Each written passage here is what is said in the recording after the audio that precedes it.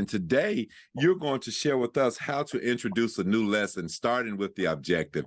And I'm so excited that you're going to share that with us here at New Teacher University on the National New Teacher Support Podcast, because oftentimes we struggle with, okay, what are we going to do to get started? So today, you're going to tell us, so what do we do to introduce a new lesson, and where do you start?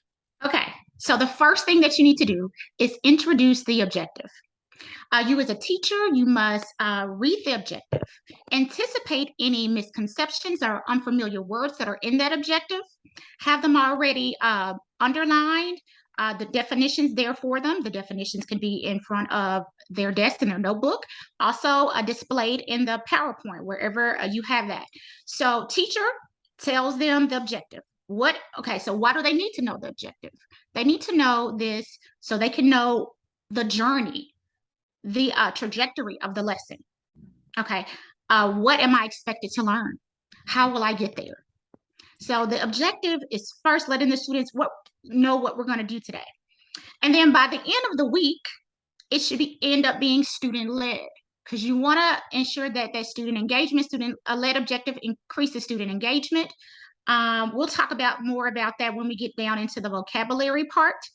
But yeah, student-led objectives, at least by Thursday or Friday, where you just sit back and watch, and you may have to assist, and students are asking each other questions. So you talked about having the vocabulary underlined. You talked about misconceptions. So that took us back to planning.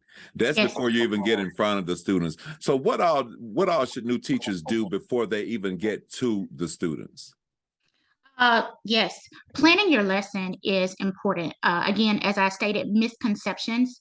So if you have maybe some data from last year, or if you have some data that you've taken prior to starting this new lesson, you know your students. So you can predict, they may have a problem with this word, or the meaning of this word, or decoding, or how to use the context clues. So you want to think about those things when you underline those words, identify those unfamiliar vocabulary words in the objective.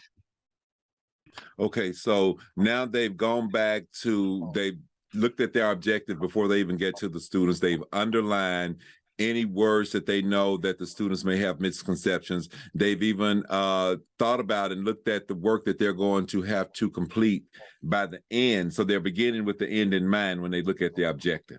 Exactly.